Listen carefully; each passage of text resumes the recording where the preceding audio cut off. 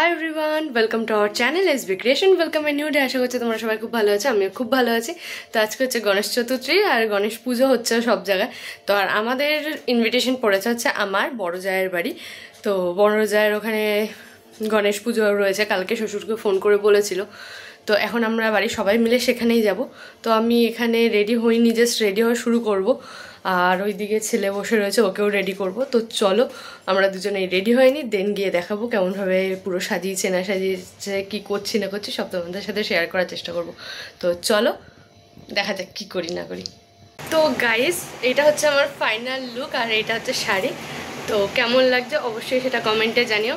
আমি একদম সিম্পলের মধ্যে সাজার চেষ্টা করেছি, কারণ যেহেতু পুজোতে যাচ্ছি আর প্রচুর গরম। তো তার জন্য একদম মেকআপটা সিম্পল রেখে হেয়ারস্টাইলটা একদম সিম্পলভাবে করেছি। তো চলো যাওয়া যাক। সবাই অলরেডি রেডি হয়ে গেছে। আর হ্যাঁ, আজকে আমি আর ছেলে কিন্তু একই কালারের ড্রেস পরেছি দুজনেই।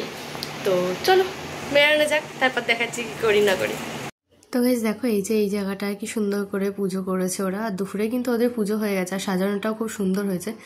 তো চলো তোমাদের নিয়ে যাবো এবার এই ফ্ল্যাটের একটা খুব ইন্টারেস্টিং জায়গা। তো এটা হচ্ছে সেই ইন্টারেস্টিং জায়গাটা যেটা আমার বেশ ভাল লাগে।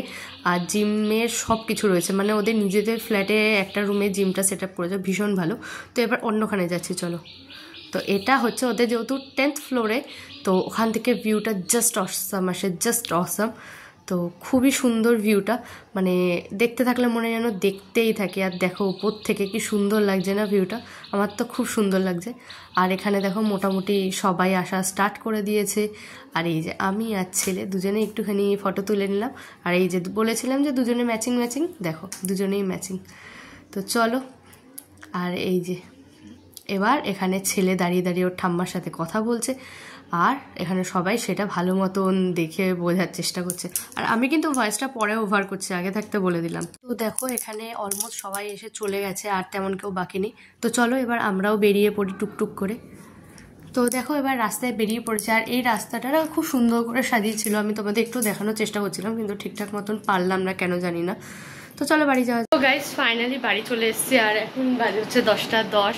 আর এই ছেলে বসে জুতো নিয়ে আর আমি এখন চলো ড্রেস চেঞ্জ করে নিই। জাস্ট বাড়ি ঢুকেছি, ওকে খালি প্যান্টটা খুলেছি, জামা এখনও চেঞ্জ করে নি, করবো।